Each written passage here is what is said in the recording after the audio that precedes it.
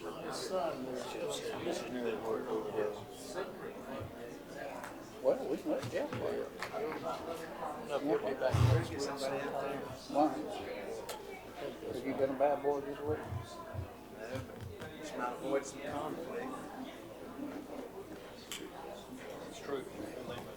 I don't mind, but Yeah. Well, there's nobody out there that I know. Hey,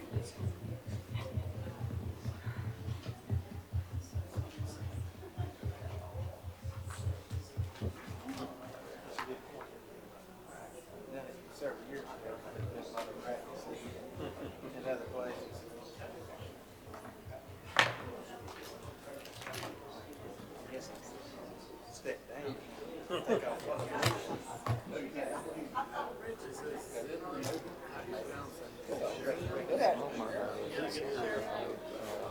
that fella in the white shirt. Done told Pete he's from us.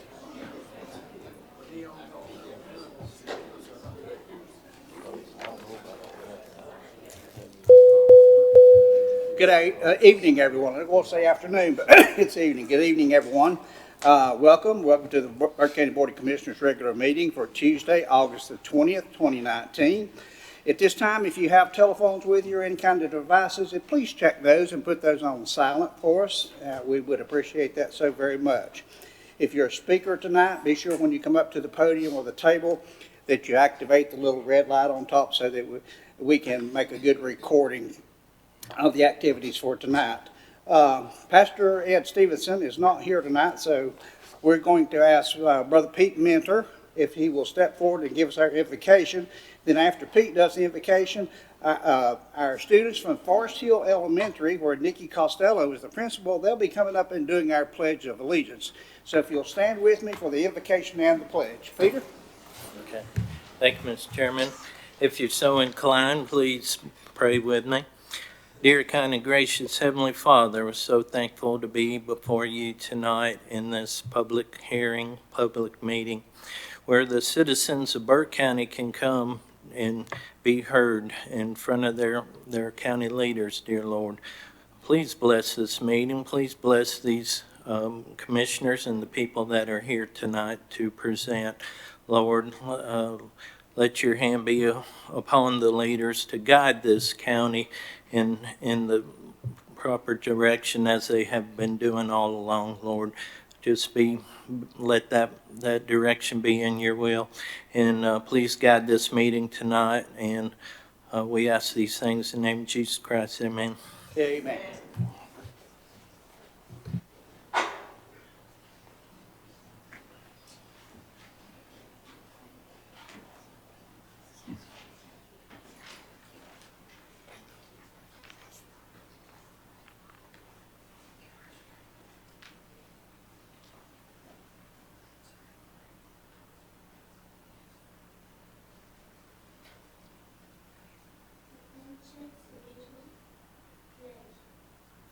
I pledge allegiance to the flag of the United States of America and to the republic for which it stands, one nation, under God, indivisible, with liberty and justice for all. All right, guys, if y'all will stay right there, we're going to come down and take a picture with you. How about that? And then we'll put you up on the wall later on.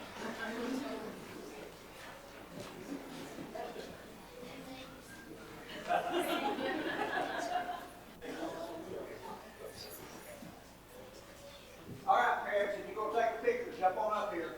Get close up, okay? Get real close. Chairman. This printing over pretty tall. Be sure you get him. Okay?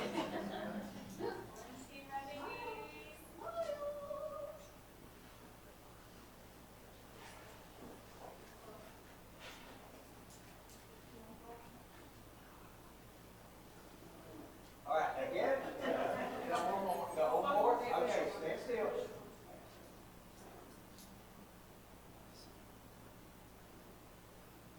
All right, let's give these.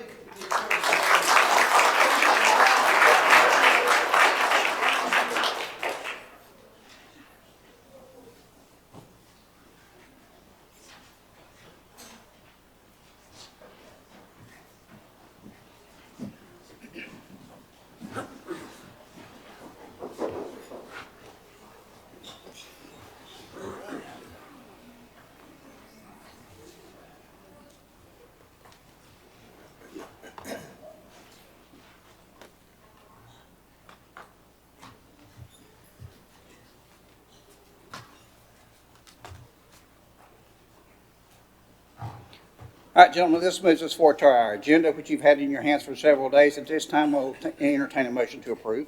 So moved, Mr. Chairman. All right, you've heard Commissioner Abley's motion. All in favor signify by raising of the right hand.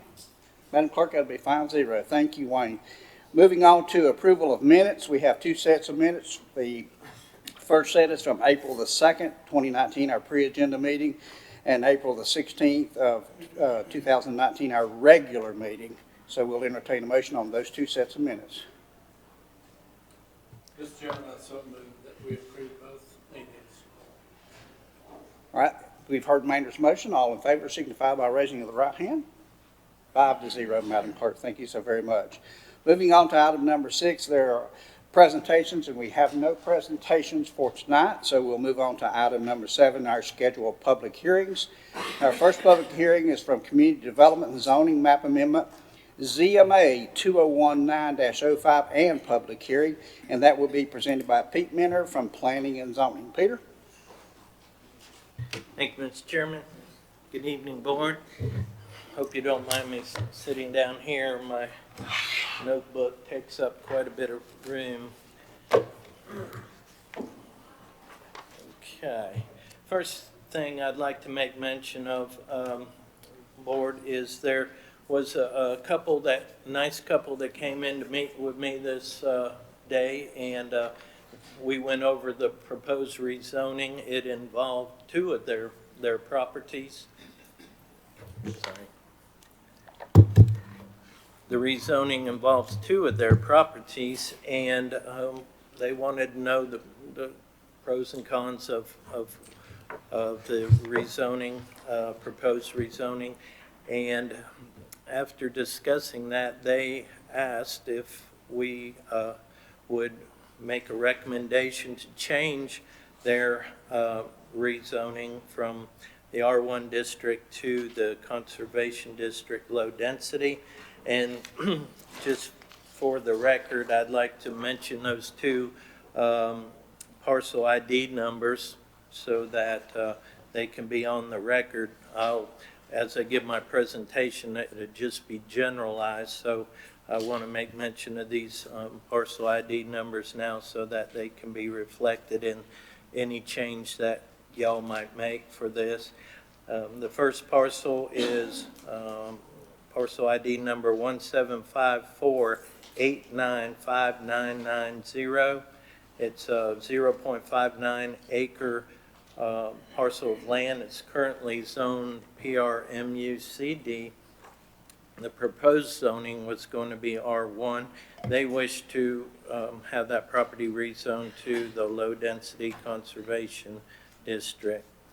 And the second parcel is across the street directly. It's represented by parcel number 17558055475. It's a 25.54 acre parcel of land. It was presently rezoned PRMU.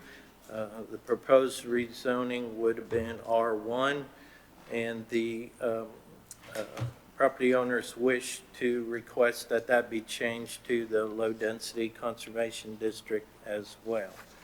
So I just want to make mention of that in those two parcels.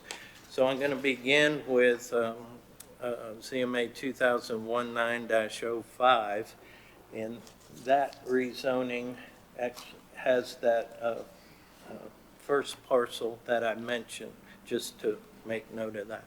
So give you a little background on why this rezoning is before you tonight.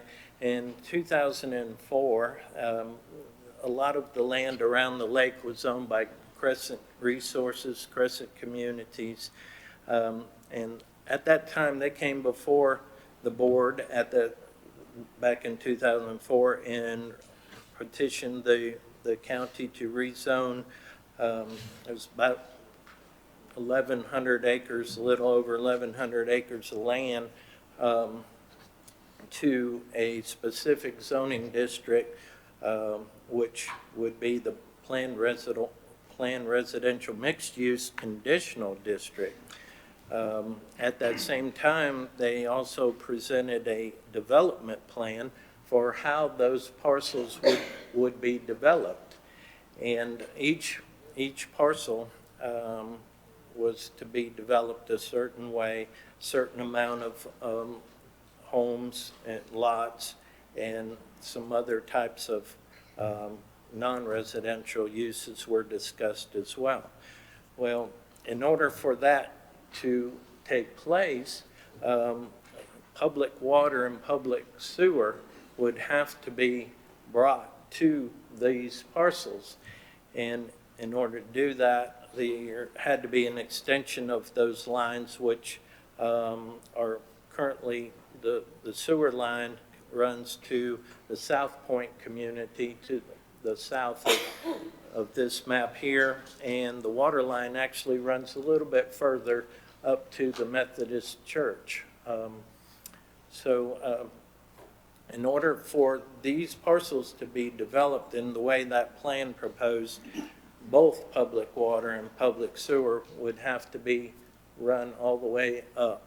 And as you know, the county adopted that rezoning and plan, and in that plan and ordinance, there was a 2-year vesting period in which time the development of the parcels were supposed to be initiated. If those parcels were not initiated for development within that 2-year period of time, then the county by ordinance is supposed to take action to rezone the property back to a general zoning district and remove that development plan which Crescent Community submitted. Well, at this time there was some development of the land to the south, in Dry Creek community, which is a part of South Point. Well, about that time that development was underway or wrapping up, we had the recession of 2008 through 2012, as you know, and development sort of ceased at that time for Crescent communities regarding these parcels here. So the 2-year vesting period was to elapse, and so Crescent had come back to the board on several 2-year increments to ask for extensions of the rezoning and that development plan. That final vesting period or extension period elapsed in 2014. And as you know, Crescent Resources has since sold their land holdings in Burke County and has essentially left the county as far as land development is concerned. So this brings up a predicament here with other owners, multiple owners, taking ownership of these parcels. The ability to develop those parcels in the way that the development plan calls for is essentially not going to happen. In order to develop, that public water and sewer would have to be run up there. And to follow ordinance, staff is bringing forth this rezoning as required when that extension period ended, and is now asking to rezone these parcels, which you see before you there, from the planned residential mixed use conditional district to the low density conservation district. And that's the rezoning before you here tonight. If you're wondering what that difference would mean, is that where that planned residential mixed use development plan would have allowed for over 1,000 parcels and dwellings on those lands at as low as half-acre lots. The significant change there would be that this would be a conservation district, which would be put in place to protect the lake by increasing the overall density to 3.5 acres per dwelling. We felt that would be appropriate for this area, and especially the waterfront properties here, in order to further protect the water quality of Lake James, and also to protect the scenic beauty of the lake as well. 1,000 parcels, 1,000 homes on that land would significantly change the look of it, I believe. And so that's the basis behind this proposed rezoning tonight. Thank you, Pete. Questions or comments for Peter at this time, gentlemen? Mr. Chairman, Peter, excuse me, let me turn the mic on. Some of the things in here that just kind of creates a question. I told you I didn't think I had many more questions after our pre-agenda meeting, but there's a statement in here that that Duke Power Crescent, whichever name you want to use on it, was no longer interested or was going to develop this property. Is that the understanding that we have? And Yeah, what is the combined value of the acreage that we're talking about in these zonings? Would you have a guess at that? I would not, unfortunately. To answer your first question, Crescent Communities has sold all their land holdings off to several entities. One in particular is a company out of Colorado, Caldwell Land and Timber. They bought the majority of Crescent's land holdings. There was some other land holdings as well that was sold individually. Primarily when we're talking about these properties here, there's about 4 or 5 different landowners involved in this. There's several management companies. Duke Energy owns property above there, but some management companies. There's one private owner that owns some. The couple that came in today, they own that 0.59 acre property, and Linville Methodist Church also owns a 2.49 acre parcel involved in this, but the majority of the land is owned by a management company. Yeah, I understand. I think my point and where I'm having trouble understanding, regardless who owns it or who bought it to develop, you know, obviously they did that to get their money back at some point.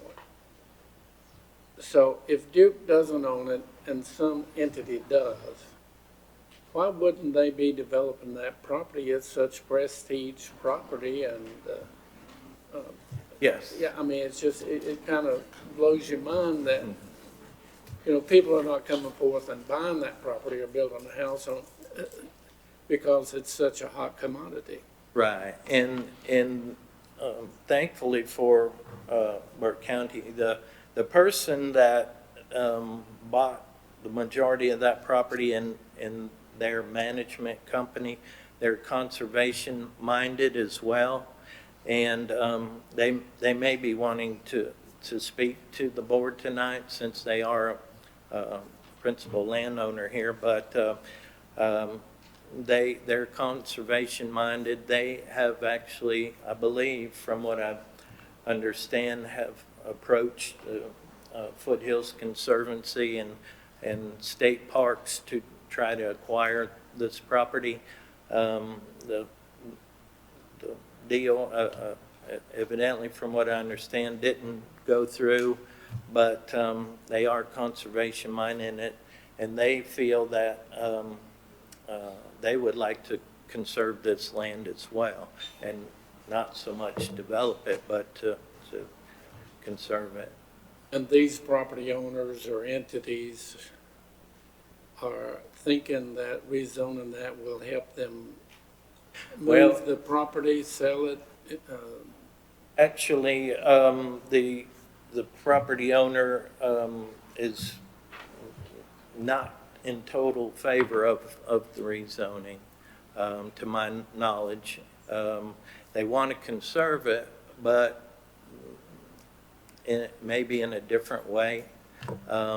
They may have their own plan to work towards conservation, but staff, has to act on what the ordinance says to do. And the ordinance says if the land is not initiated into development within a certain period of time, that we are supposed to move forward with rezoning it to a general zoning district that would be appropriate for that area. And so that's why we're here. Thank you. Other questions or comments for Pete? All right, hearing none, at this time, Madam Clerk, I'll open the public hearing. If there's anyone here to speak to ZMA 2019-05, if you will come forward to the podium, if you would, please state your name and your address.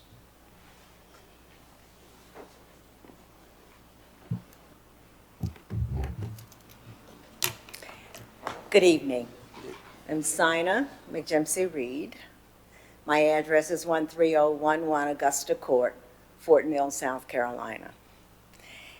And I first want to thank staff and others with whom we have been in contact today for your wonderful hospitality. I'm very grateful for that. I am here to share a vision and to make a request. And the vision is that one that came to us in the form of a seed many years ago. And through people whom I did not have personal contact and didn't see. But it was through the stories that were told. I grew up on the Yellow Mountain Road. I graduated from high school here in 1961, so my roots are deep. I have been away since 1961, living in other places, but have returned to visit frequently.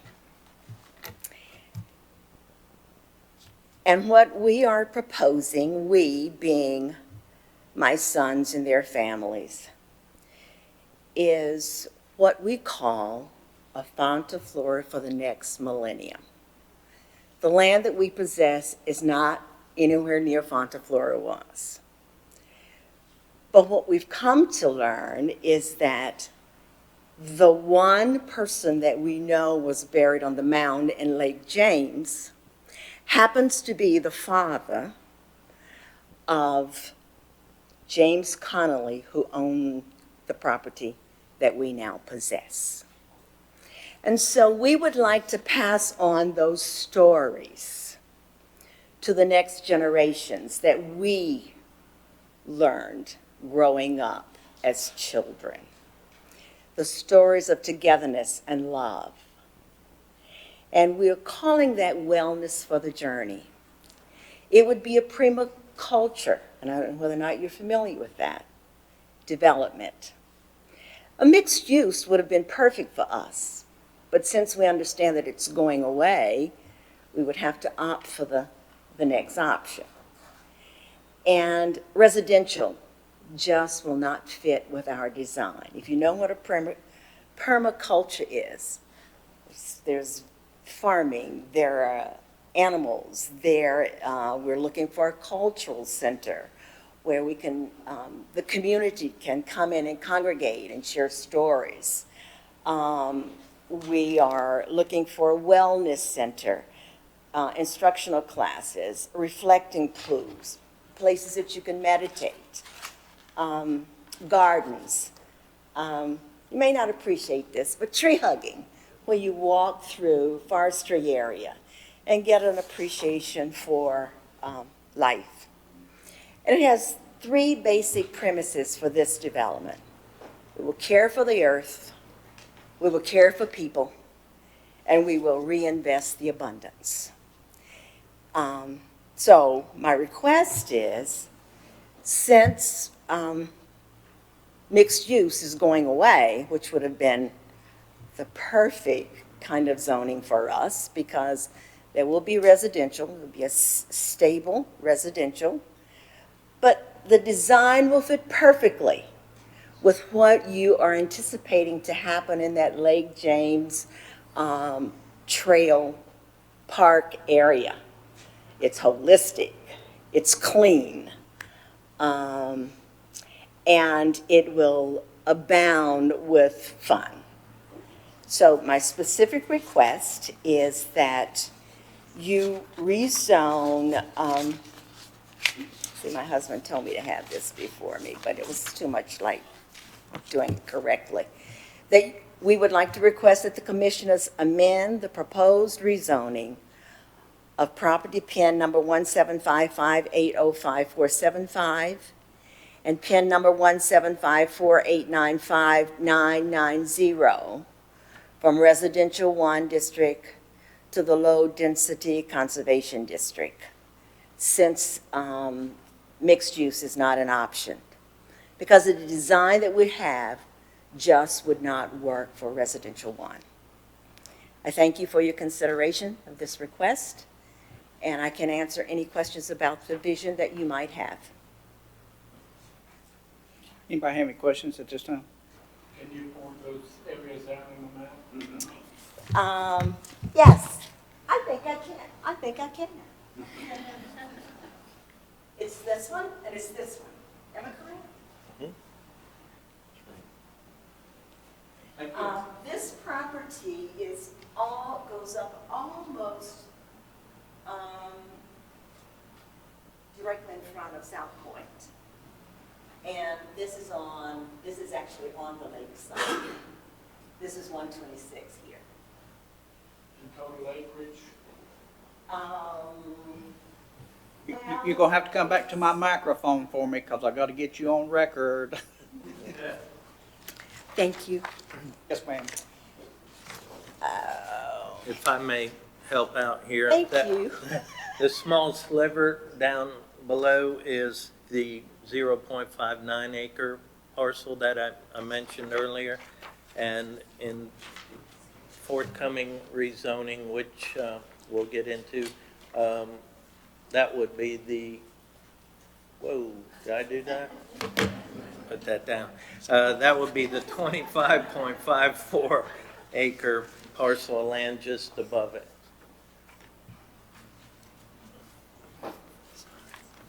Thank you. And according to your opening statements, y'all are already in agreement with this? Was that one of the? Yes, we've discussed this kind of at length and looked at her vision plan, and we believe that everything that she's wishing to accomplish can be accomplished with that low-density conservation, where the R1, it wouldn't work too well. Thank you. Thanks, ma'am. All right, the public hearing is still open. Is there anyone else that'd like to speak to 201907?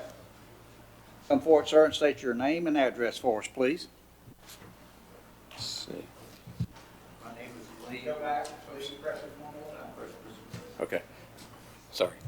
My name is Lee Zenzo. My address is Winston-Salem, 701 Lancashire Drive, Winston-Salem, Lancashire Road, sorry. Winston-Salem, North Carolina, 27106.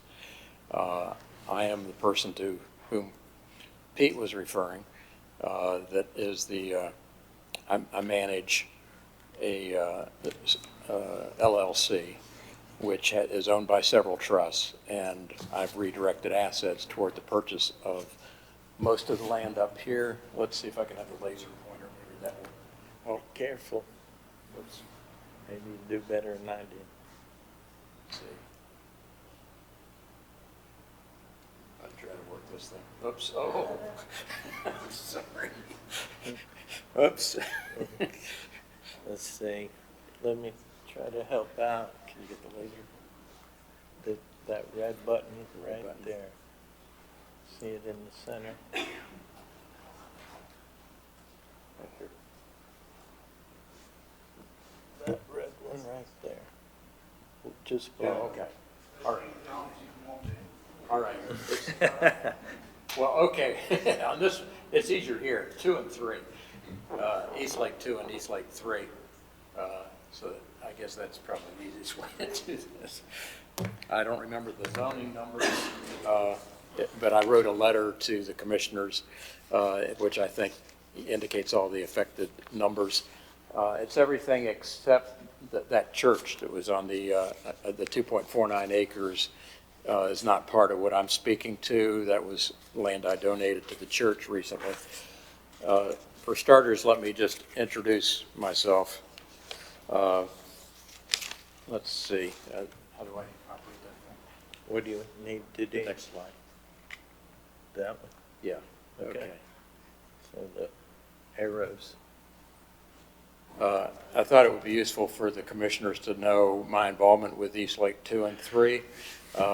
I got in by accident when I learned several years ago about the attempt by Crescent to increase the slope so that they could put more lots on it. And I was of the understanding that this was a minor variance, but that's when I learned that it could have up to 1,000 acres on this property. So that's what drew my concern, because I'm the conservationist type that Pete was referring to.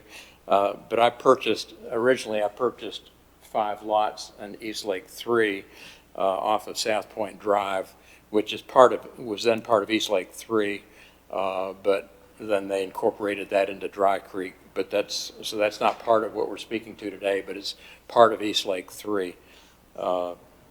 In 2013 to 2014, then I argued against some of the requirements that they were trying to change with respect to making it easier to develop the property, East Lake 2 and 3, which consists of, let's see, I think it's 228 acres is East Lake 2.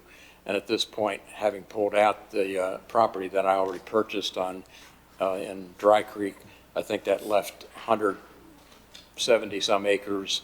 And what I did at that point was to acquire all of this property and sell off, in the course of that acquisition, 72 acres to the property now known as Heron Point, with one of the caveats being that they would only put up 4 dwelling units in that 72 acres. So my goal has been basically to keep things low density from the start. And it was distressing to me, as it is to Pete and others, that it's potentially possible to put up 1,000 acres, 1,000 lots rather. So what I was trying to do is preserve it from that. And I approved the Fauna Flora Trail easement also. I know that came up in the preliminary hearing as to how that came about. But in the course of my acquiring East Lake 2 and 3 on behalf of the LLC, which was closed in January 2016, but in December, right before that, I jointly with the party that purchased the 72 acres that I just referred to, we granted the 100-foot wide easement on the Fauna Flora Trail so that that would be able to run through the property and allowed to be pulled away from the highway. So I've been involved in various aspects of this property. I donated to the state parks at that point the right to use the property and to give them an option to purchase the property for a 3-year period of time. So that is why it hasn't been developed, because the state park was given the right to purchase it for parks. And so that's why it wasn't renewed in terms of the 2014 Crescent effort that they came by every 2 years and renewed these development rights. But given that the expectation from 2016 forward was to not donate, but to enable the state parks to acquire this property, it didn't seem necessary to do that. And then once that happened, it became a challenge to even donate that 2.5 acres to the church across the street, because the state had a right to the purchase of the East Lake 2 and 3. But I've been involved continuously since 2013 in this effort, and also in other areas. I actively got involved with the state legislature attempted to eliminate the buffers on the lake, and I saw that as being something worth getting actively involved with. And then there was an effort by the National Wildlife Commission to put a shooting range at the other end of the lake, and I felt like that could be done in an area which would be less audible, let's say, to the people on the lake. So I've been involved in various efforts to protect the lake. Now the option agreement that I signed with Foothills in an effort to move the lake to Foothills, who was then going to move it to the state parks, I put some restrictions on it, and the state parks personnel were very happy to do this at the time, at least. And so in addition to preserving the land, I wanted certain things, like I didn't want trailer parks, and I didn't want to see a public dock on it, because we've got a public dock close by. What I was trying to pursue is a vision that was initiated by Paul Braun many years ago, that I'm sure many of you know, that he wanted to protect this land and preserve it for wilderness trails and various things like that. So I was concerned about lighting, sound, various other concerns. So hunting, I didn't want to see the land hunted on. So when I took it over, when I gave it to state parks, they posted no hunting signs. I'm not opposed to hunting generally, but I had visions for this land that would, basically be more protective of wildlife and of flora. And I'm a sailor at heart. That's what drew me to this lake, and it's one of the few lakes in North Carolina where you can sail and you don't have a lot of noise and a lot of development. So that's one thing I wanted to preserve. So I don't really like a lot of noise on the lake, and this side of the lake is prone to a lot of fishing and a lot of, quiet activities, let's say. Now in the course of trying to preserve this for the parks, I proposed to the parks at one point that we dedicate 228 acres, which are this map here. I don't know if I can point this out without ruining things, but, well, I'm just no good with lasers, I guess. But let me just go up here. You can see a dedication line here. So this is all of East Lake 2 up there, and then this is part of East Lake 3. So I was proposing to the state parks that we could make this more affordable by partitioning off this point area that I was concerned about, in particular because that point area is subject to what you can see from the lake. And so I wanted that to be even stricter in terms of its lack of being able to be visible or adequate buffers and so forth. So the state parks wanted a 100-foot buffer, and I was more interested in the bigger buffer than that. So anyway, that was petitioned off. I bought that personally. There's 21.7 acres. There are 2 parcels that I purchased from the LLC. So that left, what is it, 380 minus 22, whatever that number is the balance of the property that's still owned by the LLC. So I was proposing to replace that with some acreage in East Lake 3, so that the people that were donating toward purchase by state parks would still have 228 acres to work with, and that land would be moved over to state parks. For a variety of reasons, that didn't go through, and actually until October 29th of last year, I still thought it would go through and be closed by the end of December of last year. But on October 29th, the state took this project on, it went up to the governor, and they took it off their 2018 agenda. So I'd been working on this since 2016. 2016, it was supposed to be done. 2017, 2018. The parties that I represent, in terms of the owners, were getting impatient to do something with the land because they have no interest in real estate holdings. They're concerned about what would happen to the land if I pass away and I'm managing the property, and they don't want to have to deal with it.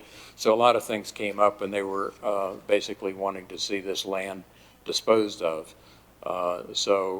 And they've been supporting me in terms of my effort to conserve it. But at that point, we had to draw a line and say, well, if it's going to go any further than this, we need some change in terms, because we were holding on to a price that was established almost 2 years earlier by appraisal. So we determined that if it were reappraised, we could still do it. There were other ways we could still do it. The primary way we could do it would be to have a conservation easement on the property, which would protect it from the very thing that you were discussing this evening in terms of moving to low density. There's other ways to move it to low density, and the way that I thought was most effective was by putting a conservation easement on it. Now, the key objectives I think everybody has is to permanently conserve the land protections and lower density, and I would like to see it done by conservation easement. That was my effort right from the start. Congress put in some laws back in the beginning of 2016 to encourage this way to protect land. It's not like it's not existed long before then, but in North Carolina there were tax credits which disappeared, but some of that was replaced by the ability to do things through easements, so that there's still advantages for people that want to donate land to be able to do so and still get a tax advantage. This is one way to do it, and by getting tax advantage, you can then donate more land.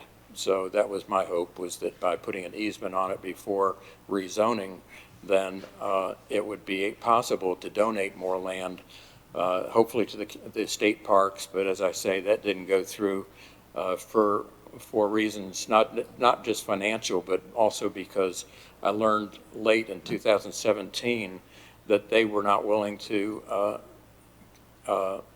restrict the property to the ordinances that Burke County has. I guess I should have realized this sooner, but apparently the state is not subject to any restrictions of the county. Well, the county, in their infinite wisdom, which I really applaud this county for the things that they have put into the ordinances, back in 2004, going back to the reference that Pete brought up, the result of all of that effort was to restrict the use of the property in various ways that protected the environment. And it was my understanding that anybody acquiring this property would need to do that, and I certainly thought that would be true for state parks. But I found out late 2017 that that wasn't true, and that none of these ordinances would apply to state parks. Well, there are a lot of ordinances that I felt were really critical, and I tried to make that a condition of the sale, but in the end, that was not acceptable to state parks. And even some of the things that were originally proposed, like the lack of a public dock or no RV parks or other things that I had in mind, which I'd already talked to Parks about at the outset.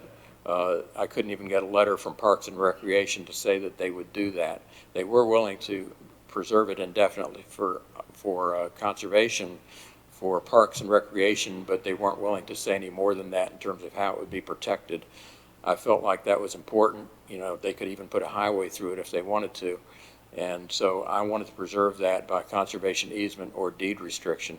So that leads us to where we are now, that I've been proposing that we do, instead of rezoning it, that I be allowed to put a conservation easement on the property, which would do the same thing and more. I wouldn't intend to see the lots be more than 3.5 acre average, or more than, let's put it this way, I wouldn't want to see any more lots on this East Lake 2 and 3 than would be allowed. I think it comes to 110 if you take 380 acres and divide it by 3.5. I think this rezoning would say you can't put more than 110 lots there. So we can't have 1,000 lots, but I'm willing to do that by conservation easement instead of by rezoning, and that would permit some of the tax advantages that would enable me to do other things with the property. I think some of the objectives that were stated back in 2004, I went back to the Board of Commissioners notes, and I just did this last week. I should have done it long before then, but believe it or not, there's a lot of wisdom in this board, and I'm glad to see it recorded, that there's several quotes I pulled out of that, but before I get to that, I wanted to say that some of these key objectives, aside from conserving land, is to be able to donate the land for recreational purposes, which I cannot do if without an easement, because without that tax advantage, there won't be enough to get there. That's why one of the reasons we couldn't close with state parks, because of the lack of an easement, there was no tax advantage, in addition to not protecting the land in the way I wanted to see it done. And back in 2004, they had reasons for going to PRMU, and some of that was to allow mixed uses by right. And some of these I'm listing here. Pete will probably correct me. There are probably ways that some of these are by right already. Is that correct, Pete? That's correct. So I'm a little puzzled about some of this. I was trying to read through the ordinances and determine what might not be allowed by right. And are there some of these that are not allowed by right, Pete, that already, or that would not be if it were rezoned? Do I have some listed on this slide that would be allowed if it rezoned? Yeah, most of those would be allowed if it was rezoned, to be honest. They may be allowed not as by right, but by conditional use permit. Right. Which is just an additional step to getting your permit, going through the conditional use process. But all those uses would be allowed except the retail sales greater than, it should be 3,000 square feet. You've got 300 there. But it would allow retail sales of 3,000 square feet or less, but not more than 3,000 square feet. All the rest of those uses are allowed by either right or by conditional use. And I've got that in the table of uses here. If Right. I could share that with you at some point. Yeah, I recognize that I'm a neophyte with all this because I'm not a developer. I don't really want to be where I am, so bear with me. But when you're talking about having to go through a process to make it that it's conditionally allowed, this leads me back to some of the concerns that were expressed back in 2004, which I thought led to it being zoned PRMU, which is on the next slide here. That some of these are quotes from the 2004 minutes of this board, and some of it has to do with being easier to do things, and it would encourage developers to be able to do things that otherwise they would have to go through some hoops to get it done. So maybe conditional use is just a simple thing from this board's perspective. I don't know, but from what I know, it sounds like it is a process that slows it down and might discourage it. But It's just an extra step. Instead of just coming in and telling us what you want to do, there would have to be a plan to show what you're wanting to do. all right. So I list here many of the things that were mentioned in the 2004 minutes, like the reason why we are where we are now. The parallel zoning condition, in the view of planning staff, will result in higher quality development, emphasis on environmental integrity, flexibility of conditions to be placed on rezoning requests that we don't currently have, environmental protection of the lake, option to rezone with specific conditions for development, and Crescent would provide fee simple or easements to the county for purposes of public recreation through use of parks and trail facilities. Now that's specifically what I want to do. The very thing that Crescent wanted to do and has done. I think that's why we have the county park, that some of the things that they have done were because they were able to do it through easements, which had certain advantages. And that's what I've come to recognize, is that if done by easement rather than by rezoning, then there is some advantages. But once it's rezoned to a lower density, then I can't basically take any credit for having done that. If you do an easement, the fact that you've reduced the units from 1,000 to 110 is recognized. I can get an appraisal on a before and an after appraisal, and it will show that there's a difference there, which I would think would be substantial, and the IRS will allow that as a deduction, whatever that difference is, and that deduction then creates a tax advantage which can be used to do other things. And so another thing that, before I move to the next slide to tell you what those things are, the zoning ordinances stated that you have to, if you have 50 lots or more, you should apply to rezone to conservation parallel conditional, which is what we currently have. So it strikes me as going backwards to say, well, this is what I'm planning, is to put up 50 lots or more.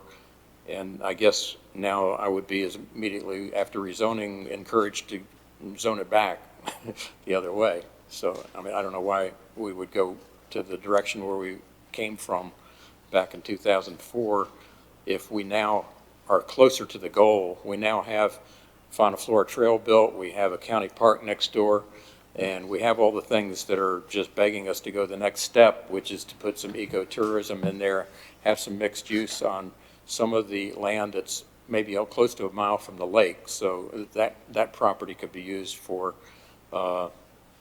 say things like bicycle shops or storing boat storage facilities, or maybe a small restaurant, or maybe a general store, things that are basically would encourage tourism, I think, to the lake. So what I'm proposing here on the next, with a conservation easement, here's what I'm willing to do. If the county is willing to hold off on the rezoning and enable me to do this by conservation easement, what I would like to see is to donate a substantial portion of East Lake 2 and 3 to the county. And I'm thinking offhand that might be 100 acres, but without developing a site plan, I can't say exactly how much that land would be. But whatever it would be, it would still not put up more dwellings than the 110 or so that we're talking about. The 3.5 acre would lead to whatever number that is. I think it's about 110. Part of the easement would be basically to say that we could still have the same number of dwellings, but we wouldn't be able to put 1,000 dwellings up there. I'm willing to construct a road that would help access the park recreation area that the county would use, hopefully, at some point. Maybe not immediately, but I would hope to see the county develop for whatever they want, ball fields, playgrounds, recreational centers, anything that would benefit people that are attracted to that side of the lake. What I would like to do on the lake side is to put up waterfront dwellings, but again, there won't be that many of them. I'm just going to guess 35 or something. This is a 4-mile stretch of waterfront. East Lake 3 might support, I'm guessing, 35 dwellings on the waterfront as I would view it. Maybe another 35 on East Lake 2. So we're not talking about an immense amount of waterfronts, but I think those lots, if I'm guessing accurately, I'm guessing that the property tax on those lots would be in the neighborhood of $5,000 or something per dwelling for waterfront lots, which would be generate about $550,000 a year in tax revenue, in addition to attracting people to that part of the lake, which I think if we did cause people to come to use the county park and the trail, and we had shops that sold hiking gear and did those things, that would attract additional revenue. And I'm not talking about the county doing this. I'm talking about, I would think entrepreneurs would want to build facilities that would support this sort of interest, which I think will develop as soon as the county park's in place. So I think there's a lot of advantages to the county here, and I'm just willing to donate the land basically to make it happen. I don't see the downside to doing that, and I see a lot of upside in that we can get these tax advantages that'll make the donation possible. Without, if it gets rezoned though, I can't do that. And so that's my bottom line here, is that if it is rezoned, it's basically not going to be possible to go back the other way and go to Uncle Sam and say, will you please write me a check Yeah, because right now, Uncle Sam's sitting there ready to write a check if we downzone it, basically. And I guess another thing that was brought up, I think, by Mr. Taylor was the question in my mind as to, obviously we did buy this property with the expectation that it had these rights on it, and to lose something that has value, I don't mind losing it personally because I intend to donate it, but it's still definitely reducing the value of the property from what we envisioned that it was worth at that time. I do have information, by the way, on the value of the property as is. I think it'll be worth a lot more once it has some waterfront dwellings on it and has some park in there. So I think we definitely can enhance that value, but it's very substantial. So I think I've said everything I came to say, and certainly hope you will consider this. I sent out some information to all of you, since I didn't know about all the proceedings tonight in terms of what was required. I was kind of late in getting this out, but I hope you will read some of the backup that will support what I've been trying to say, that I sent out to all of the commissioners within the past few days, and you should have in your packet, I think, at this point. Thanks to the help of Kay.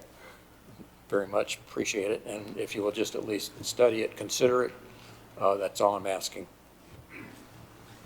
All right, gentlemen, you've heard Mr. Zinzau's presentation. Anybody have a question or comment for clarity at this time?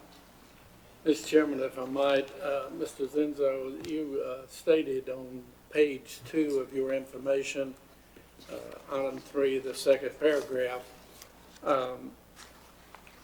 that the county could accept this property as a donation, which could add to the county park and improve its functionality.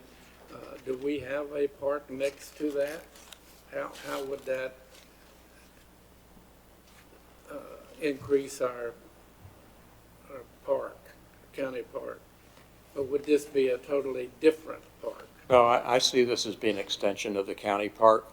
You already have the Fauna Flora Trail that goes into East Lake too, and this is the primary area that I would think you would want to add the acreage. And like I'm saying, I don't know what you have already planned for the county park, but I think you could add to it, for instance, some of the, if somebody wanted to put up a boat storage facility, just to take that example, or somebody wants to put up a recreational center and the county didn't want to fund it, let's say, but there might be private individuals that would say, I see a need for this, I can make a business out of this. You can add to what's already available in the adjacent county park. I think that would also draw people that want to put lots up on East Lake too, because that would be a big advantage if you didn't have a boat dock, for instance, but you wanted the boat. You would probably want a place to store your boat. And I don't know if these types of things will be provided on the county park. Maybe some of it's been considered, but maybe some of it can be. But this might be a way to do it without any cost to the county. I would think that if you're doing it on county parkland, the county might have to contribute some of the construction and infrastructure cost. And I'm suggesting that all I'd do is I'd help with providing a road that would jointly access whatever you do on East Lake 2, and also that same road could also provide access to, say, the waterfront lots there. So that's my vision of it. And I may not fully understand what you can already do and whether you need more land or not, but I would think in time, this extra acreage can only be beneficial, I would think. Okay. This question, Pete, is to you. In the last paragraph, he states, if the land is rezoned, this would not be possible primarily because the rezoning, by making density reduction mandatory rather than optional, removes the ability to generate a tax event. Why would that, is that a true statement? I mean, is that? I don't know the federal tax law, but from what I gather, if Mr. Zinzo was to put the conservation easement on the property himself voluntarily, there's a certain amount of federal tax credits that could be gained by doing that. I think he believes, and it may be true, I don't know the law, that if the county was to rezone this to conservation, then that may impact those federal tax credits that he may receive, because it wouldn't be a voluntary conservation. It would be something that the county imposed. That's how I understand it. Right. The way it works, and it's not a credit, it's a deduction, but the way it works is you have an appraiser come in and look at the value of the land now. And if they come in now before it's rezoned and they're going to appraise it, because at the current zoning, they would say you could put 1,000 lots in there. Well, not 1,000 on 2 and 3, but 2 per acre would be, I think, 380 times 2, 760 lots. So you could put 760 lots in there the way it's currently zoned. So they would take that as your before appraisal, whatever that appraises out to be, what's the value of tracts that could put up 760 lots. And also the East Lake Development Plan has some value to it as well. So if you remove all that and say now we can only put in 110 lots, I think it's pretty obvious that the value of the property would be worth a lot less. So if that's donated as an easement, then the appraiser would look at the before value and the after value and come up with a, what's the reduction in the value of the land as a result of putting the easement on it. And then that would be a value that you can use as a tax deduction. But you can't do that if you've already reduced it down to 110 lots to start with, and that becomes the before value, and the after value is the same, so you're not going to have any deduction at all. Okay, on your final page, you gave some things you would do, which are pretty expensive and maybe time consuming. If you could give me an idea of a timetable to accomplish that, what would it be? 5 years? 5 years? I would hope it would be less than that, but what my objective would be if this were extended would be to, I'd first of all have to transfer the property from the LLC. I'd have to buy it personally from the LLC, borrow money to do that, because it has to be in my name in order to get any value from the conservation easement. The LLC will not create any value for the LLC, but I could do that this year.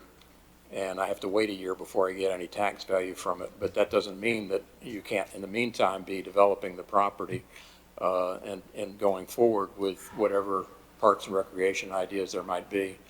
If Fauna-Flora wants to move its trail closer to the lake, or it wants to put tributaries to do access to the lake, I think we could be working on the site plan, which is my understanding is we'd work on a preliminary site plan.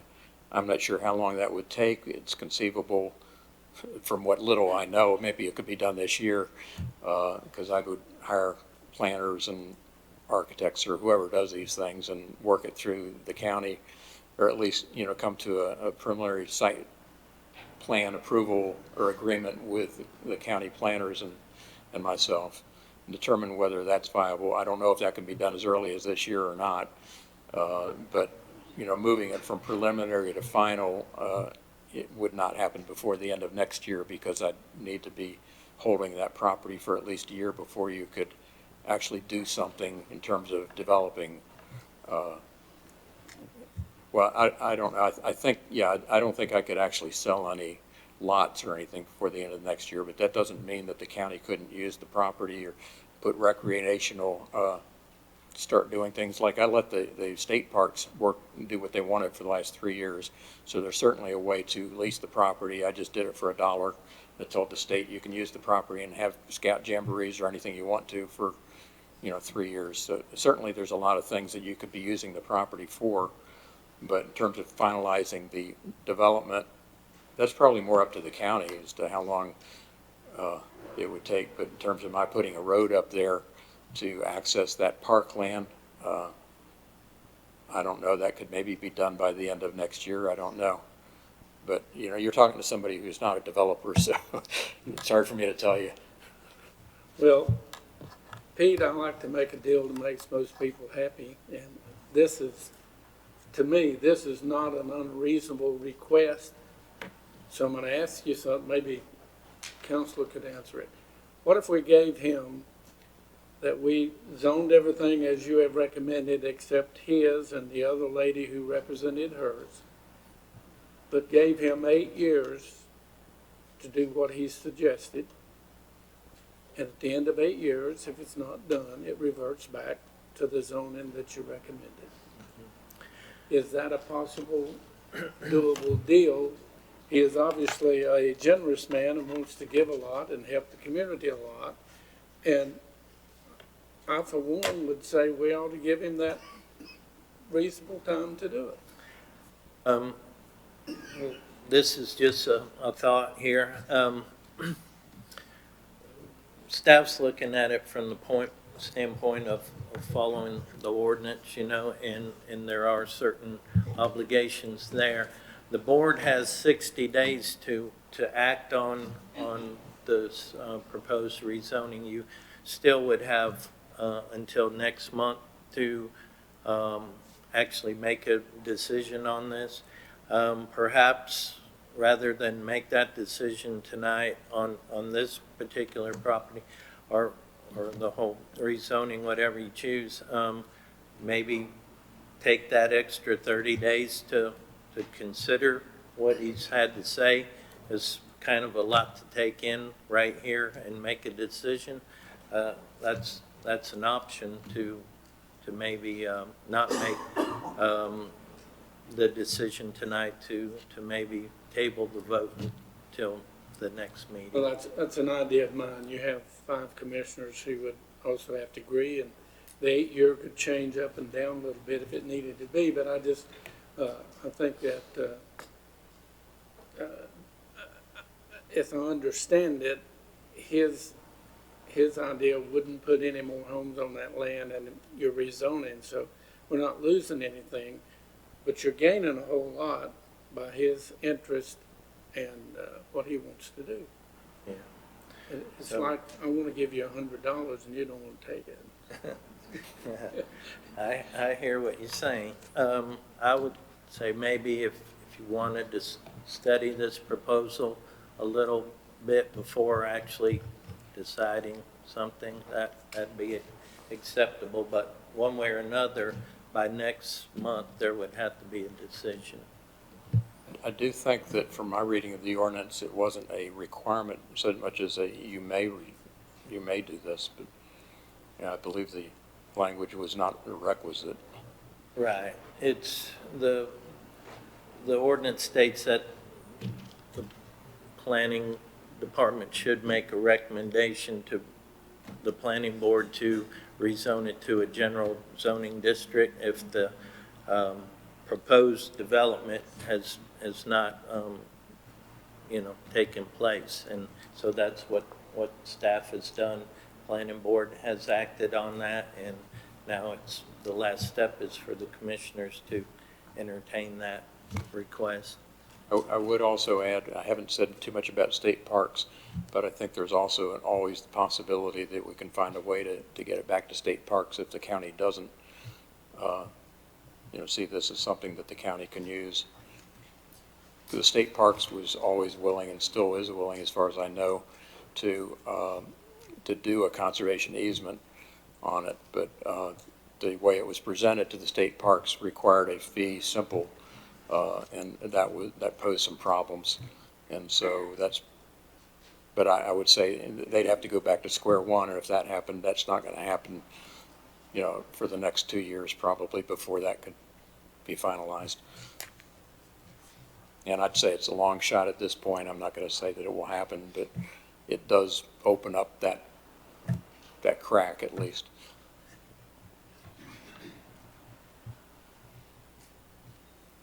Well, I'll make one final comment. I'm a little surprised that with Scott's attitude and personality that he hadn't recommended that himself, because that's, what, less than 5% of the land you're dealing with rezoning? 300 acres or less? Well, the entire rezoning for this section, if I have I think it was 530 some plus acres for this particular rezoning. Yeah, East Lake 2 is 228 acres, and East Lake 3 is now down to 150 something, I believe. the portion that's still owned by the LLC. That's all I'm really speaking to, is the portion that's owned by the LLC or the 21 acres that I own personally. All right, thank you, sir. With that, I'm going to ask, is there anyone else here that would like to speak to ZMA 2019-05? Please come forward and state your name and address for me. My name is Andrew Coda. My address is 951 Bost Road, Morganton. I just have a handful of comments related to some of the conservation issues in regards to some of this property, specifically East Lake 2, I think is what it's referred to as 228 acres. And I'll try to keep this to 3 minutes or less. Foothills Conservancy, I'm the executive director for Foothills Conservancy of North Carolina. And the Conservancy and State Parks spent about 3 years raising $4.1 million, which comes out to $18,000 an acre to acquire the 228 acre East Lake 2 property. Those funds came from the North Carolina Clean Water Management Trust Fund, the Parks and Recreation Trust Fund, and over $1 million in private contributions and pledges to our nonprofit organization. These funds were in fact available before the end of the year 2018 to acquire the properties to add this land to Lake James State Park. The reason why the project was not taken to the Council of State for approval for the acquisition is because there was not a signed contract. When State Parks acquires land, it is protected under two pieces of state legislation. One of those is the State Nature Preserve Act. I can't remember the other title of the law that when they acquire land to add to state parks, they then dedicate those properties under those two pieces of legislation so that they are conserved. An additional restriction that the North Carolina State Park System was willing to place on this property included a permanent restriction so that it could only be used for public recreation as a public park. And the reason that they were able to go beyond the State Nature Preserve Act and the other piece of legislation is, again, because our organization brought over $1 million, would have brought over $1 million to that acquisition. It wasn't just state money that was going into this acquisition. The reason state parks would not place density and zoning restrictions stronger than the county's development restrictions at the time of the acquisition were twofold.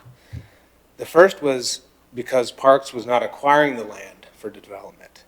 It was acquiring the land for public recreation. And it was willing to place that additional public recreation restriction on the property due to the $1 million+ we were offering to the project. And the second reason was that placing those restrictions on the property prior to acquiring the land would have yielded a lower land value than the state was willing to pay. So that $4.1 million would have been reduced. Again, $18,000 an acre is what we had raised. A couple more points here.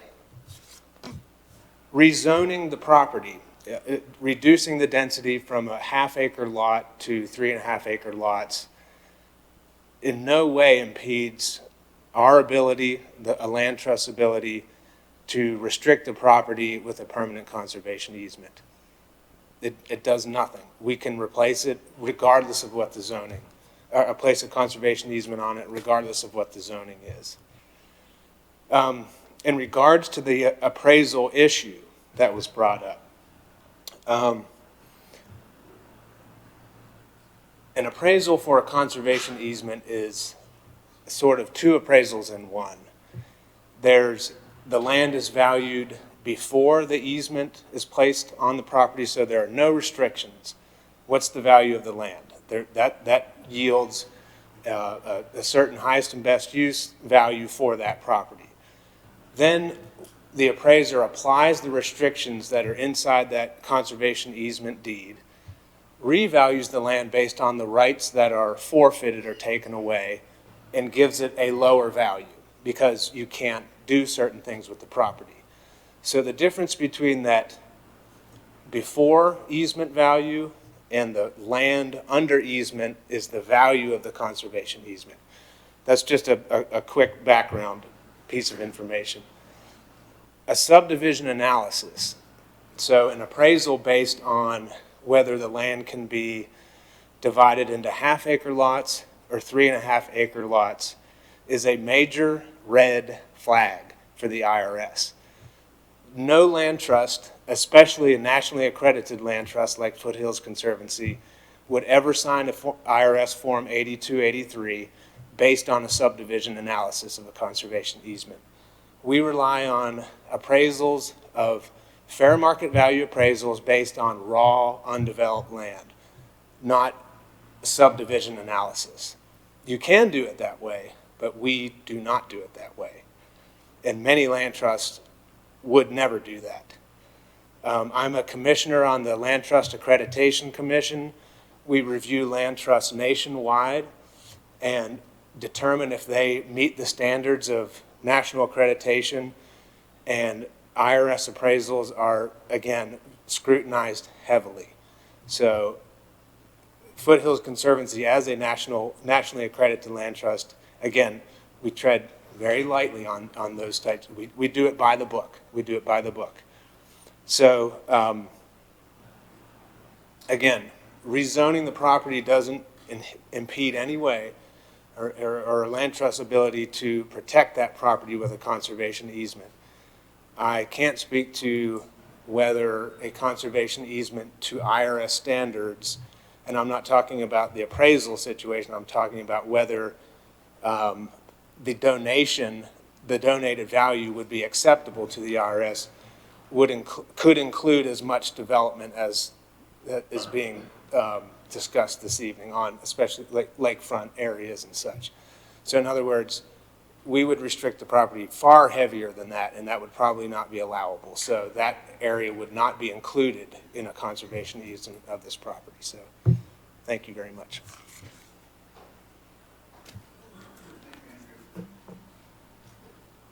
Is there anyone else here that would like to speak to his EMA group?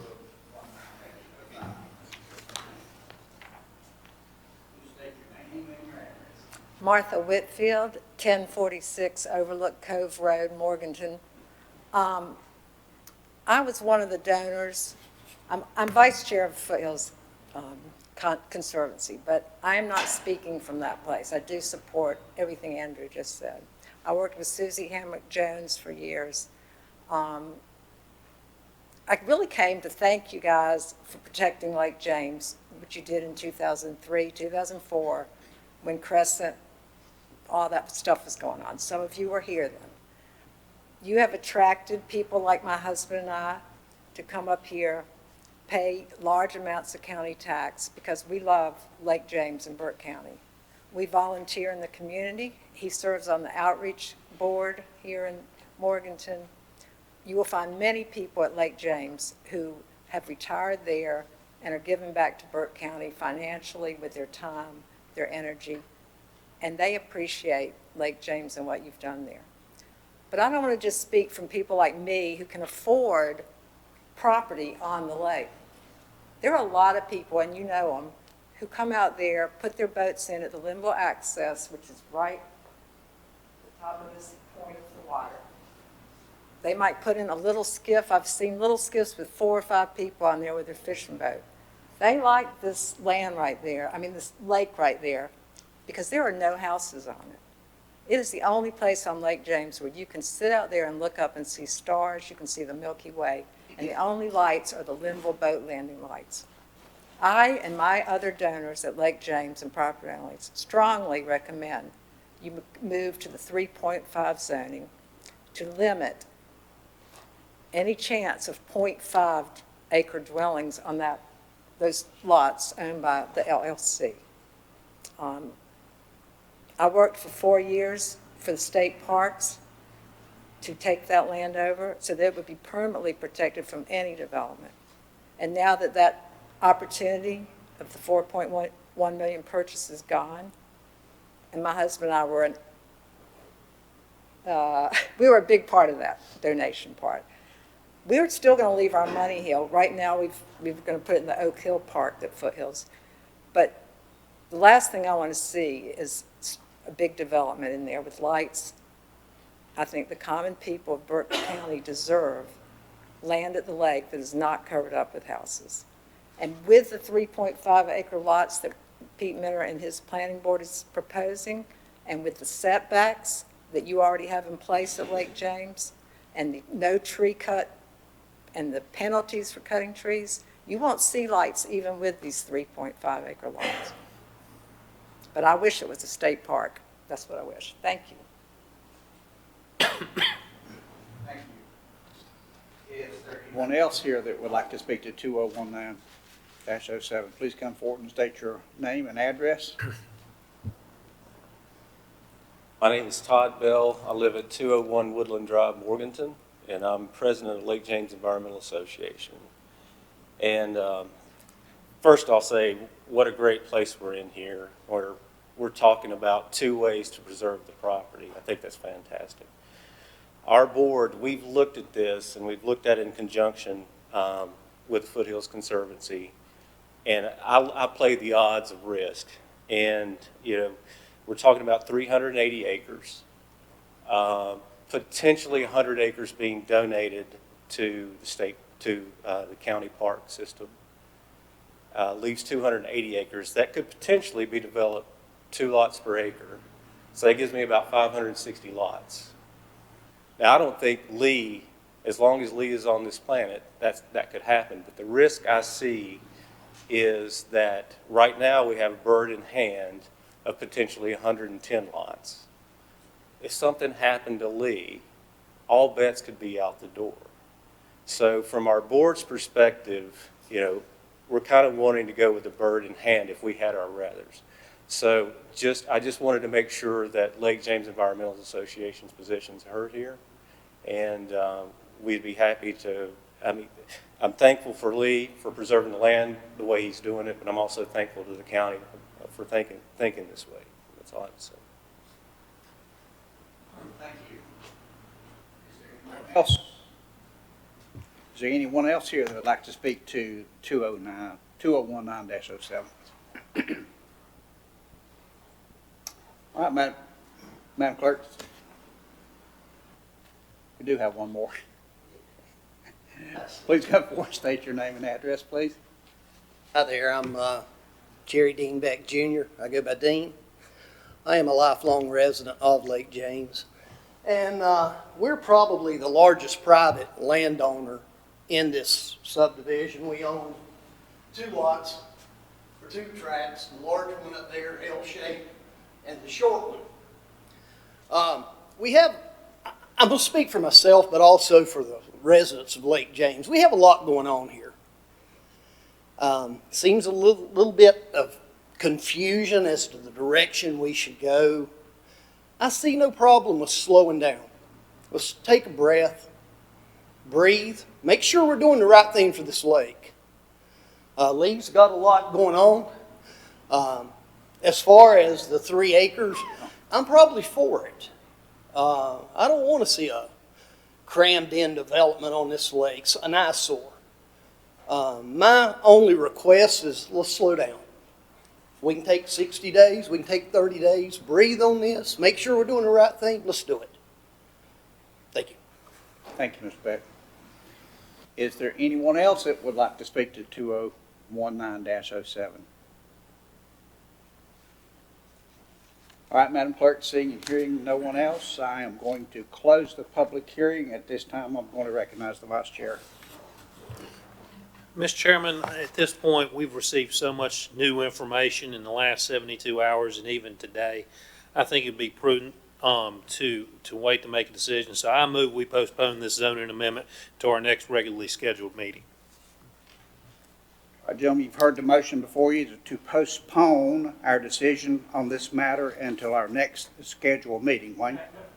Is that going to give us enough time to study this issue, or would it be prudent to have a special meeting? I mean, there's a lot to digest here tonight, that new things that we've heard and whatever. Can we just do that? And My desire is for us to have a special meeting in between. I just don't, with the new information that we received today, that's the reason I wanted to postpone it until the next meeting and then go ahead and call one in between. I think it'll give us time in between, but Good. we heard a lot of information tonight, and I think we need to absorb that, and I do think we need to slow down a little bit. Good, thank you, Johnny. Make sure that we do make the right decision. Thank you. All right. You heard the motion before you. All in favor of postponing this until the next scheduled meeting, signify by raising of the right hand. Madam Clerk, that will be 5-0. Let me say thank you to everyone that spoke tonight. Your commission is here to work for you. We do want to slow down. We do want to absorb this information. It's a lot of information to absorb, and we will arrive at some decision, I'm sure. So we'll be working together to try to arrive at that decision. So thank you very much. All right, gentlemen, moving on to item number 2 on our list is zoning map amendment ZMA 2019-06 and public hearing, presented by Peter Miller, Planning and Zoning. Peter? Thank you, Mr. Chairman. This rezoning request is somewhat similar to the previous request. It also involves land that is close to the Lake James.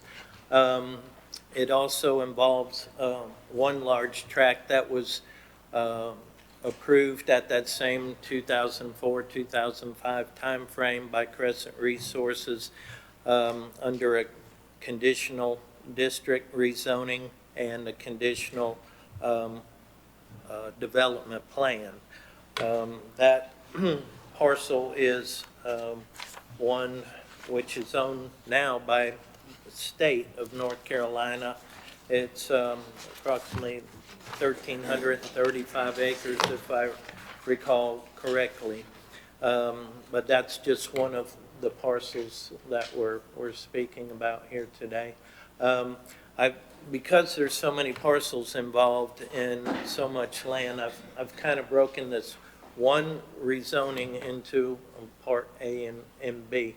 And what we're looking at here is a request to rezone this property, which is PRMU, here outlined in the purplish color, to the both the conservation district low density for the larger parcels of land, and then the R1 zoning district, which you see just to the bottom of the screen. That brownish color is already existing R1, and so the smaller parcels is proposed to be rezoned to the R1 zoning to be compatible with that existing R1 around it. Now, if you remember from the opening statement, and also Mrs. Reed that spoke earlier, her one parcel, 25.54 acres, which I better not mess with that pointer, but her 25.54 acre parcel is part of this rezoning right here. Thank you for that.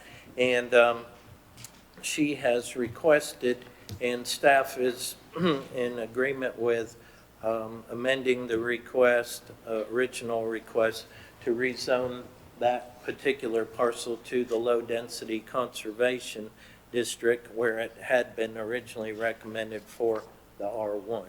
It's 25 acres. It's larger than most of those smaller parcels which were proposed for rezoning, R1 rezoning anyway.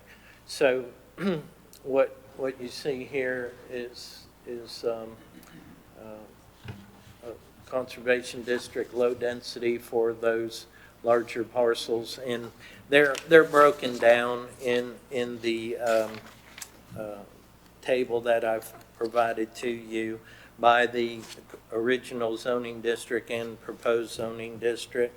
So simply put, this this portion of the rezoning is to rezone these parcels here to a mixture of low-density conservation and R1 zoning.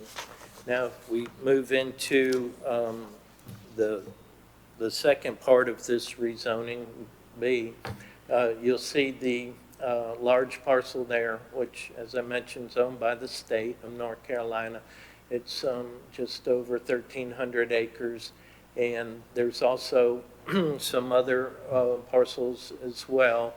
The larger of the parcel to the lower right, which is outlined in the purplish color, that's owned by Duke Energy. Those real small parcels, which are kind of outliers there, those are also included in this rezoning as well as the other sliver right there. Those are currently zoned R3 residential, and we're proposing those to be brought in and rezoned to the low-density conservation district, as well as the other parcels also shown in the outline, so that they would also be compatible with the low-density conservation, which is both to the north and south of those parcels. And then if the previous rezoning request is approved, I think we have a slide that shows what this is current zoning here. This is how the proposed zoning would look for these particular parcels in this rezoning 2019-06. And there may be a slide, maybe not, which you see the parcels in that bluish color there. That was the previous rezoning. Those would also be the low-density conservation district. That greenish color would encompass those parcels as well. So again, this was originally done back in the early 2000s.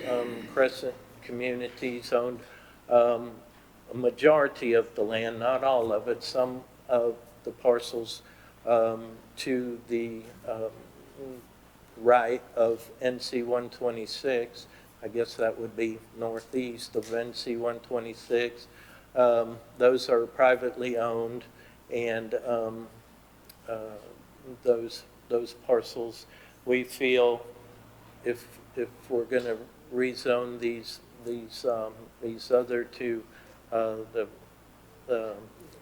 conservation district, that we should also bring those in as well, so that the area will be compatible. And essentially, for the most part, what this rezoning would do is do away with that conditional development plan that was adopted back in 2004, and it would bring this into a general zoning district, which would change the density to the overall 3.5 acre per dwelling or lot status.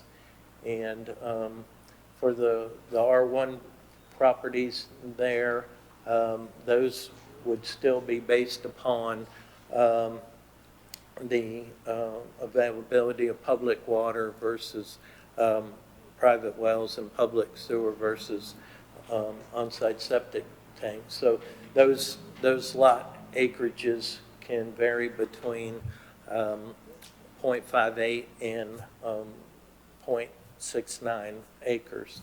So because of the size that they already exist, we felt that was appropriate. And again, the Reed property would be changed to the low-density conservation. We didn't have time to update this map here. So that pretty much concludes my report on this rezoning. just keep in mind that this A and B make up just this one rezoning here, 2019-06. Thank you, Pete. Questions for Peter? Hearing none, at this time I'll open the public hearing. Madam Clerk, is there anyone here to speak to ZMA 2019-06? Hearing and seeing one, Madam Clerk, I will close the public hearing. It's the pleasure of the board on this matter. Mr. Chairman, I move to adopt an ordinance 2019, I believe, Madam Clerk, that should be 06.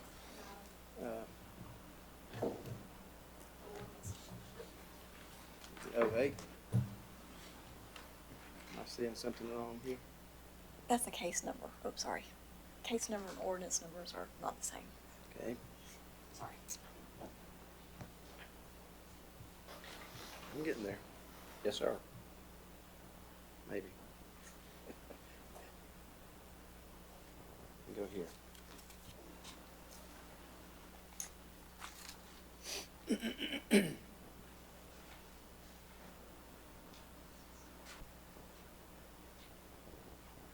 Oh, wait, right?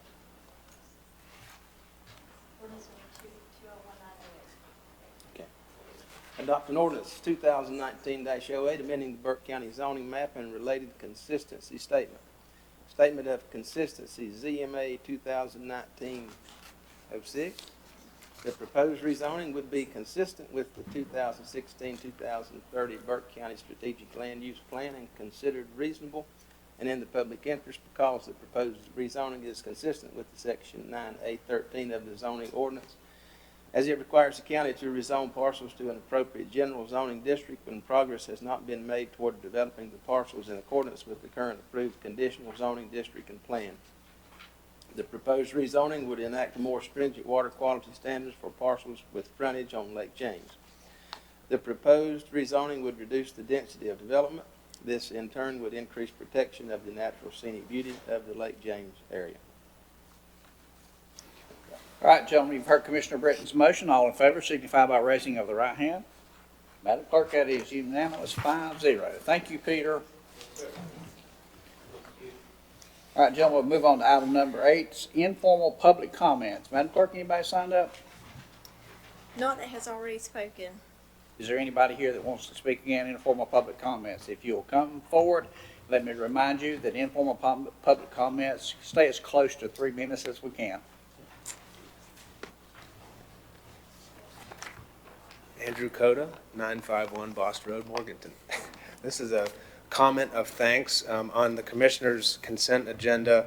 This evening is a resolution of support for Foothills Conservancy's Oak Hill Community Park and Forest project, a project that our land trust is raising $3.1 million to acquire 660 acres in the Oak Hill community for a future public park and forest. On behalf of Foothills Conservancy, I just want to thank the county and the commissioners for supporting our efforts to acquire this land, and hopefully one day we look forward to a close partnership to open this up for public recreation and public use.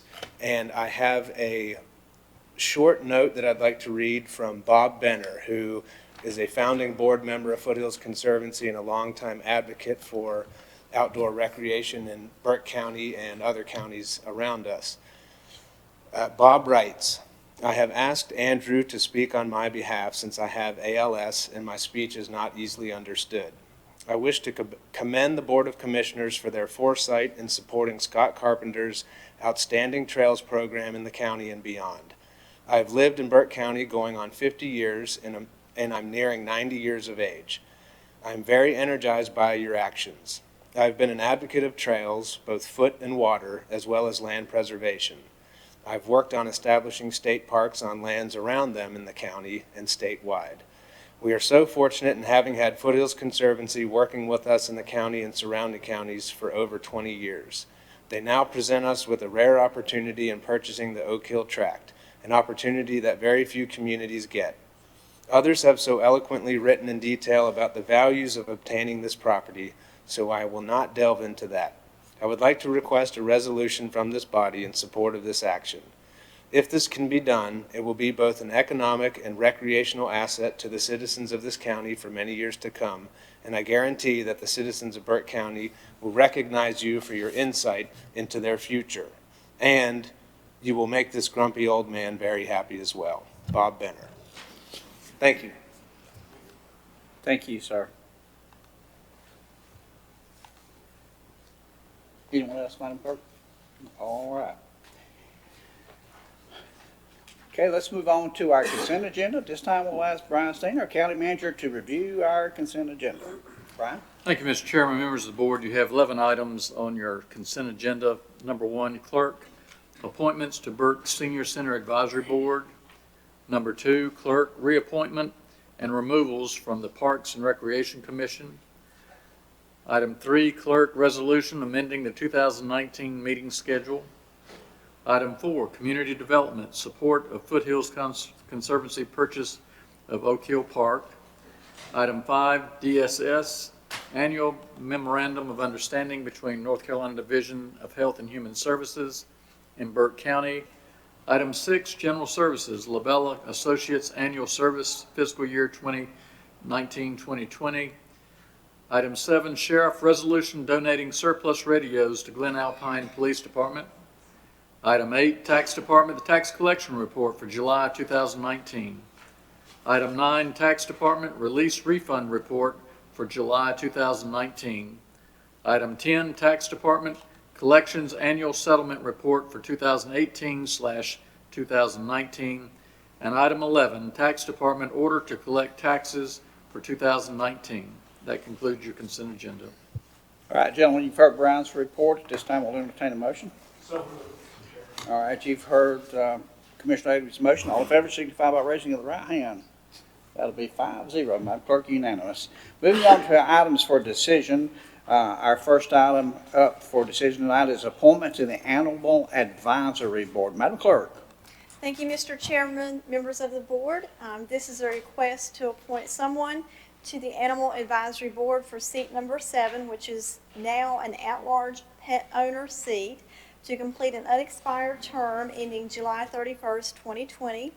You have the following citizens have applied: Gwen Hood, Tony Powers, David Coffin, Donald Propes, Carla Wallace, and Megan Bradley. All right, gentlemen, you see all those that have put in applications. At this time, I will open the floor for nominations. Mr. Chairman, I would like to nominate Tony Powers to that board. All right, are there any other nominations? Mr. Chairman, I'd like to nominate David Coffin for that position.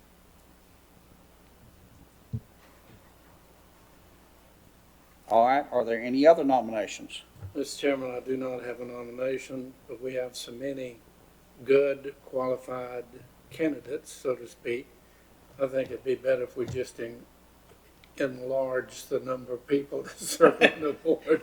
I do want to thank, we had 6, and looking at all the qualifications, and this just depends on which process you use in evaluation, but most of them got 2 stars, so that's pretty high. So, but anyhow, I appreciate them, their willingness to serve, and any of them would have been fine with me. All right, thank you, sir, for those comments. Are there any other nominations? All right, hearing none, I will close the floor for nominations, and we'll vote on the nominees in the order they were nominated. So the first nominee was Tony Power. All of those in favor of Tony Power, please signify by raising of the right hand. Okay, that would be 2. The second nominee was David Coffin. All in favor of David Coffin, please signify by raising of the right hand. You can vote twice. Sure. All right, that was David Coffin with 3 and Tony Power with 2. At this time, I will entertain a motion to appoint Mr. Coffin, who received the most votes. So moved. All right, we have a motion to appoint David Coffin to the Animal Advisory Board, seat number 7, to complete an unexpired term ending July the 31st of 2020. All in favor signify by raising of the right hands. Madam Clerk, that will be 5-0. So, Mr. Coffin, if you are here, congratulations to you. All right, moving. You're welcome, sir. All right, moving on to item number 2 from Community Development, our county park restroom contract that will be presented by Shane Prisby, Community Development Operations Manager. Thank you, Mr. Chairman and members of the board. The Community Development Department bid out the County Park Restroom Project and received 3 bids. All 3 bids were close in total but varied widely on the 4 individual bid items. The lowest bid will put the project over budget by a total of $26,981.48. The prefabricated restroom had already been ordered and the delivery date set for the week of September 23rd. The site prep must be completed by this date. After discussing this issue with the county manager and the county finance director, it was decided to narrow the scope of the project and rebid it in attempt to bring it in line with our existing budget for the project. The results of the 3 bids came in. Bennett Grading and Excavation, $62,595. Triangle Contractors Incorporated, $42,895. And BPM Construction as the apparent low bidder with $40,570. With these bids and the apparent low bidder coming in at $40,570, it still puts the project over budget by $15,981.48.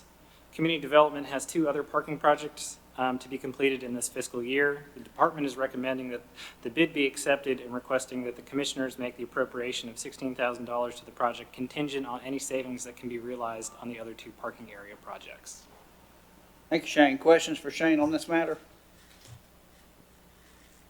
Mr. Chairman, I do have a question. Shane, how far is that restroom from where the parking area is, as you see it there? My estimation, based off of GIS, is about 250 feet. 250 feet. Correct. I'm going to ask a question I should have asked a long time ago, but I just would like to know, okay? Why didn't we build it up there where the parking area is, and we probably would have saved a bunch of money? The answer to that, Commissioner, is that one of the 2 projects that we have is an extension of the existing parking area, which is already beyond capacity most weekends, especially nice ones. So the large open area that you can see adjacent to NC 126 is the best available area to extend parking and also include access for buses, which I'm working with the General Service Director, Miles Champion, on to find a way to accommodate all of that and the increasing use that the parking lot has been seeing. Well, it's too late to change, but I just wondered what the amount of money would be saved and the more convenience it would have been up at the parking lot. But anyhow, that's relative, so thank you anyhow. Other questions or comments? Hearing none, what's the pleasure of the board on this matter? Mr. Chairman, I move to conditionally approve the additional appropriation of $16,000 from the general fund for the Fonta County Park Restroom project if the overage cannot be offset from the parking area projects. All right, gentlemen, you've heard the vice chair's motion. All in favor signify by raising of the right hands. Madam Clerk, that will be 5-0. Thank you so much, Shane. Appreciate that. Chairman? Thank you very much. Mr. Chairman? Yes, sir. Probably ought to have a vote to approve the low bid and award the contract. That we approved taking money out of our fund balance, but we probably ought to award them the contract as well as part of this. All right, gentlemen, at the suggestion of our learned barrister, we'll entertain a motion for what he just said. So move, Mr. To Chairman. approve BPM. I'm sorry. To approve Mr. Chairman, I BPM make a construction. motion that we approve the low bidder of the contract. That is BPM Construction. BPM Construction for the amount of $40,570. All right, gentlemen, you heard Commissioner Taylor's motion. All in favor signify by raising the right hands. That'd be 5-0. Madam Clerk, thank you, Mr. County Attorney. Keep us straight. Thank you very much. All right, that moves us into our last section of reports and comments. Let's start over there with our attorney. Nothing from me tonight, Mr. Chairman. We're moving fast here. Mr. Chairman, in addition to the regular meetings and minutes that you received from each of the commissioners, I did want to report that attended Valdez Festival and worked the booth Saturday, and also attended Friday night at the Drexel Fair. Barely made it last night to the celebration of the new employees, welcoming the employees to the animal shelter, and I appreciate that. And just very quickly, the Clean Air and Clean Water Convention was a huge success, and total registration was about 80 people for the Water Quality Conference, 65 for the Air Quality Conference. Combined, it was about 40 more than it was last year, and if you recall earlier, we announced we were moving it up a month because we were in the start to school month in September. And they were, the staff at Western Piedmont Council of Government are very excited and pleased with the turnout of that. So for the people who from Burke County who attended, I'd like to say thank you. I'll move to the vice chair. Mr. Chairman, you have this in your packet, but we've got an update from Ed Phillips about the 2018 visitor impact for Burke County. As many of you that don't have this report in front of you, actually, county spending by domestic visitors increased 5.8% to $107 million. So fantastic things going on there. And for our animal advocate friends out there, I just want to remind you that our association, the North Carolina Association of County Commissioners, meets this week, so we won't be at that meeting Thursday night. And so just want y'all to be aware of that. Commissioner Britton? None, sir. Madam Clerk? Thank you, Mr. Chairman. Just would like to remind folks to come out to the public input session for the new Animal Services Center. That will be at the Foothills Higher Education Center on Thursday from 6 to 8 p.m. And that is the lower entrance of the facility. Thank you. All right, Mr. County Manager. Thank you, Mr. Chairman, members of the board, and to our public.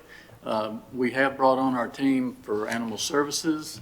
It has been a beehive of activity at the facility, the shelter, or the Animal Services Center now.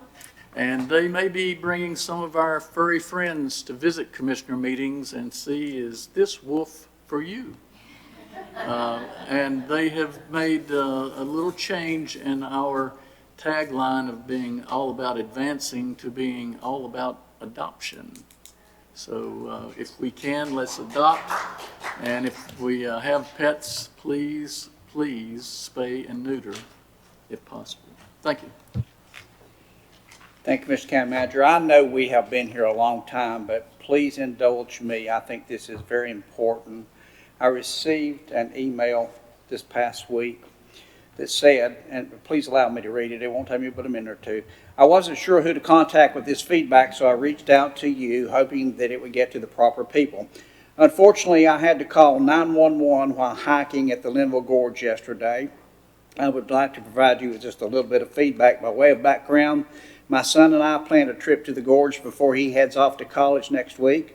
This was our first time in the area. I did a fair amount of planning en route for the supplies, etc. Unfortunately, I underestimated the challenge of the terrain, the heat, and the distance to water resources. We started at the Wolf Pit Trailhead with the intention of hiking north to the Chimneys, then to Table Rock, then to Spence Ridge Trail, down to the river, and doing that all in one day. Camping on the other side, camping on the other side of the gorge and hiking down to the river way back to Wolf Pit the next day. In hindsight, this was too ambitious. After lunch at the Chimney Gap, we started to climb up the chimneys. Near the top of the climb, I experienced extreme cramping and couldn't continue. We were also running low on water, which I thought was enough to get us to the river. I literally couldn't continue. That's when we decided we better call 911. My son did all the communications as I was on the ground suffering cramps and nausea. I could overhear the conversations and knew the staff he was talking to was courteous and helpful. Approximately 2 hours later, Chad was the first to arrive on the scene. After driving out and back to our car, I fully appreciate how long it can take to get to people in this area. Chad immediately assessed the situation and started an IV on me because I was in bad shape. He made us feel as comfortable and safe as he could. Then Wes and Allie arrived, who were very friendly. After 2 bags of IVs, we started to walk out, headed to the Table Rock parking lot. Along the way, we met up with several people from the team, Brian, Ryan, and others who helped carry my pack and me and encouraged us all along the way. Chad and the team constantly monitored my situation and called back as we called for breaks as we made our way back. After reaching the parking lot, I was checked by Kim, who was there in an ambulance. Then the team offered to take us back to our car at Wolf Pit Road. Cecil was kind enough to take us on this long ride and was very friendly along the way. Chairman Carswell, I wanted to express my sincere and deep appreciation for your 911 service and the way the entire team conducted themselves. Given the beauty of your area, I am sure you receive a high volume of visitors from time to time that may need some assistance like me. Your community is fortunate to have such a great team in place when called upon. And that was from Brad Hayes. Ladies and gentlemen, we just can't say enough about our folks. Every team that we have, every team that has been assembled since our county manager has arrived here, the work that they do is just commendable, and we can't say enough about that. So I just wanted to read that and get that in the record. Tomorrow we'll have a Broughton Hospital ribbon cutting from 10 a.m. Unfortunately, that is not, I understand, after some confusion, is not open to the public. So some of our commissioners will be there. Some of us will be on our way to Greensboro to the NCACC conference, which will be held starting tomorrow through Saturday of this week, the 24th. Our Animal Services Center on Kirksey Drive will be closed for repairs from August the 26th through September the 2nd. And our county offices will be closed on September 2nd in observance of Labor Day. As Brian said, please remember to have your pet spayed or neutered, and please, if you would, on behalf of the chairman, pick up 1 piece of trash off of the highways in Burke County. Let's try to make our county a little bit cleaner. Is there anything besides the vacancy reports I need to go over at this time, Madam Clerk? All right, if you'll hit those for me.